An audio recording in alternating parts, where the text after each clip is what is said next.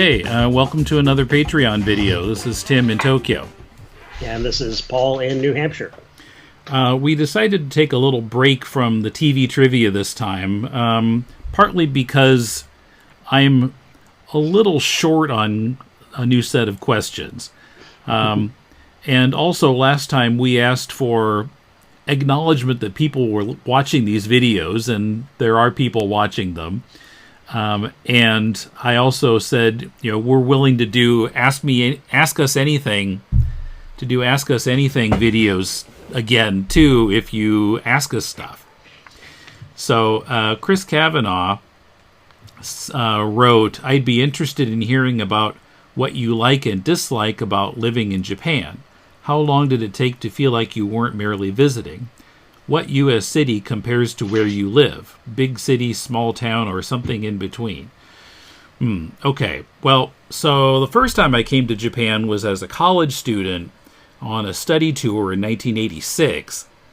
I was here for 4 weeks at that time, and I used to say it was like being in Disneyland all the time, because just like everything was kind of fascinating and interesting all the time.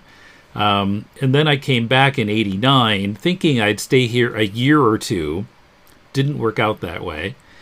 Now, it's kind of hard to remember how long it took to feel like I wasn't just visiting, but I don't think it was too long because, it makes a difference. I was working. I was teaching in an English school, so it's not like I was doing tour stuff every day. Right. So I think, within a few months or even less, maybe, I didn't feel like I was visiting anymore. Do you think that was because of the routine of just being at work on a regular schedule, or was it something else? Well, I think it was just the fact that I wasn't doing tourist stuff. Or not mainly anyway. I was going to a job, I was teaching, I was doing stuff you do in a place where you live. Sure. So. Sure. Yeah, I suppose if I were in your shoes, maybe the moment that would make it real to me that I was living someplace would be when I had leisure time that I spent not doing, when I had something that I considered leisure time that was, wasn't just like what I was doing anyway. Like, I really want to read a book and kind of, tune out for a little while or something. Yeah. So where I live in Tokyo, which may not quite mean what you think of when someone says that. So Tokyo, the city of Tokyo, is like the eastern third of the Tokyo metropolitan area, which is kind of, basically it's a prefecture. There are 47 prefectures in Japan. Most of them are called something ken, but a few of them have different kind of suffixes. And for Tokyo, it's to, which means that it's the capital. But it's often called the Tokyo metropolitan area. It's as a translation of Tokyo to, which is a little vague maybe to Americans. But so that's the eastern third. And by the way, what's interesting is that kind of this proper city of Tokyo, there isn't a government for just that section. Like each ward of Tokyo has a government, and then there's a government for all of Tokyo to. But for this, there isn't a government that's just for the city of Tokyo. I guess there used to be, and during World War II, they sort of collapsed that into the Tokyo to government, and they just left it there after the war. Does that cause any difficulties with like zoning or with school oversight or anything like that? I don't think so, no. But it's a little odd because usually you think of the city as a city government. Right. But so The middle third of Tokyo, where I live, is kind of suburban, although it didn't develop in the way that American suburbs developed, where you got a city and then towns pop up outside of it. Because, Japan is a much older country, and, there were a number of towns with rural area in between, and they all just kind of grew up, I guess, and it all became kind of urban, or kind of suburban. There are not so many like tall buildings in this area. Maybe there'll be a few around a major train station. And then you get into the western third of Tokyo, and they're mountains and forests. It's definitely not what you think of when someone says Tokyo. Even somebody who lives in the eastern part, the city of Tokyo, doesn't think like Tokyo has forests and mountains, but because somebody from that area will be out in like Okutama or something like this isn't Tokyo, but what's the least city-like place part of Tokyo you've ever visited? Well, yeah, probably Okutama. It's just, a lot of forest and mountains, and, some people live out there, but it's rather sparsely populated. I think there are some parts that I haven't even been to that are even less populated than Okutama. So, as far as how it would compare to America then, well, I'm living in what's basically a suburb near the biggest city in the country. So it's kind of like living in those suburbs north of New York City, I guess. Although I haven't really spent any time in that area, so I don't know what it's like there. But yeah, me neither. But in terms of what it's near and so forth, it's kind of like that. I can jump on a train and be in Shinjuku, in one of the many downtowns of Tokyo, in 30 minutes.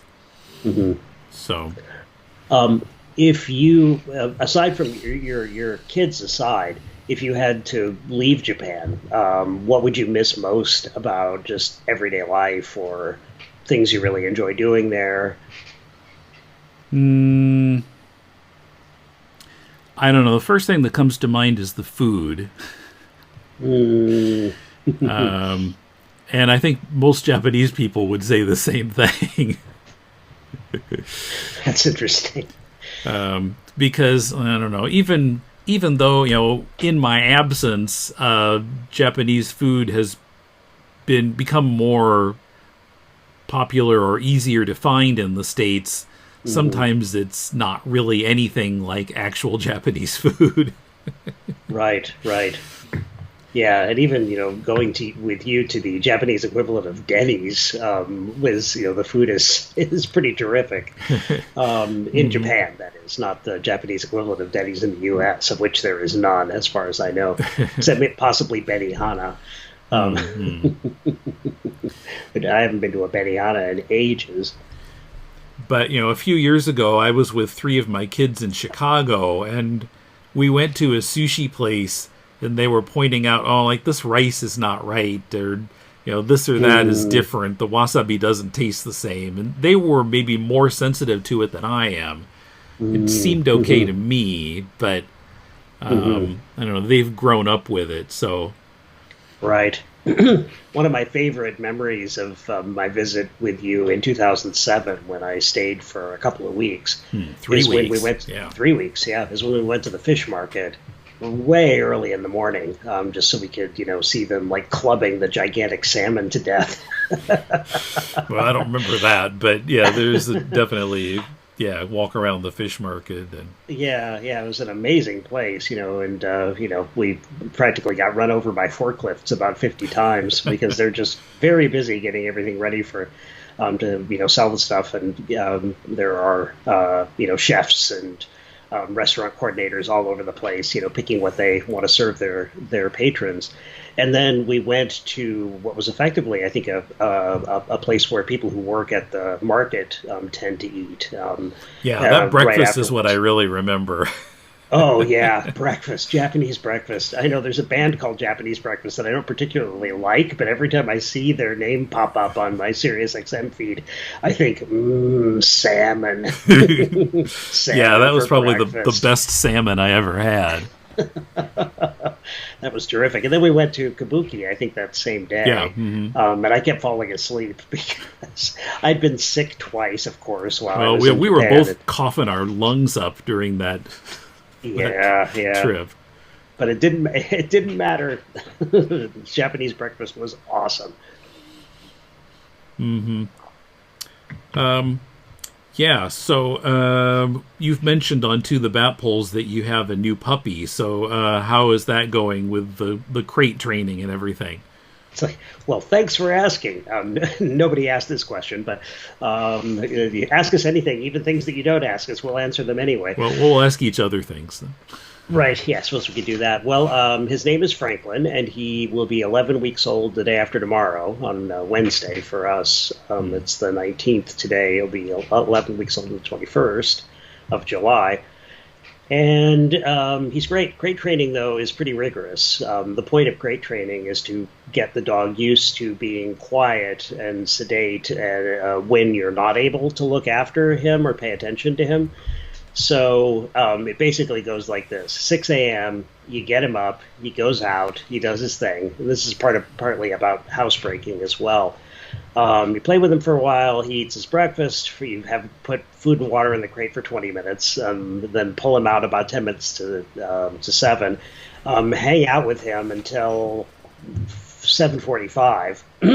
And he can have some time in a playpen as well. We have a larger area inside for him to run around in that doesn't have a rug that he can pee on or chew. And then put him back in his crate until 10:30 or 10, I think. Still don't have this internalized, even though we've been doing it for about 3.5 weeks now. So let's see, or almost 3 weeks, I guess. He goes out at 10, goes to the bathroom or the outdoors, comes back inside, goes back in his crate till 12:30, has his lunch, food and water in his crate, and then plays until 1:15. And then goes back in the crate until 3, goes out, back in the crate till 5, goes out, then has food and water for his evening repast. And let's see, back in the crate at 6:15, I think, out of the crate at 8, goes potty, has water for the last time of the day, goes back in his crate at 9, out of the crate at 11, back in the crate, it goes outside again. It goes out at 3 a.m. Right out and in. And it's been raining a lot here in New Hampshire lately. We're under semi-drought conditions until probably this morning at about 11 o'clock or at about 8 o'clock because it's been raining like crazy. So going outdoors is a little bit more of a challenge than it was a couple of weeks ago. Anyway, so it's pretty rigorous to the point where Carolyn and I are now automatically waking up at 3 and 6. It's just like, oh. Even though we trade, I'll do the 3 o'clock and she'll do the 6 o'clock on one day, and then we'll switch the next day. Nevertheless, we're both automatically waking up at both of those times. So are you conditioning the dog, or is the dog conditioning you? Well, I think we're all being crate trained. So we're crate training the dog, but we are also being crate trained. We're being conditioned as well. And now that our son Noah, who's 11, has just arrived home from his 3-week sojourn at sleepaway camp, now we've got another human to work off the dog's energy a little bit. So, like this morning, Noah was already up when I got up at 6 to get the dog out, and now the dog is just like comatose in his crate. Flying there with his belly in the air. So, yes, well, I haven't introduced him to Batman 66 yet, but give me time. I have a lot of Mr. Freeze episodes to watch to get prepared for our next podcast, so I'm sure he'll watch that with us. He does get kind of interested in TV, so anything moving on the screen is kind of interesting to him.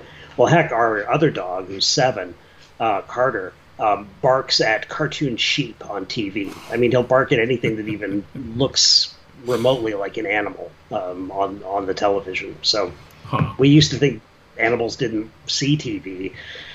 They'd look at it and they wouldn't see anything in particular, but they do notice movement, and certainly he recognizes, our older dog recognizes animals as animals. Yeah, it's funny. Some animals pay attention to it and some don't. Like our dog Tippy, when we were growing up, would completely ignore the TV. But I've seen some videos of cats, batting at stuff on the TV screen. Yes, and our sister's cat Mookie, back in the late '80s, early '90s, would bat, when he was a kitten anyway, would bat at Michael J. Fox's socks on Family Ties. Maybe if he'd appeared on some other movie or television show, the cat wouldn't have batted at it. Maybe it was just Family Ties specific, but kind of doubt it. I don't think the cat's tastes in television were quite so specific as, say, ours are. Okay. So that's that's puppy news. The puppy does not bark very much yet, but as soon as he does, you'll hear him on To the Bat Pulls. Probably. Okay. So, if you have other questions for us, please ask them. But I think next time we will have TV trivia again. So, yes, I'll try to generate a couple as well. Okay. All right. So, thanks for listening, and see you next time.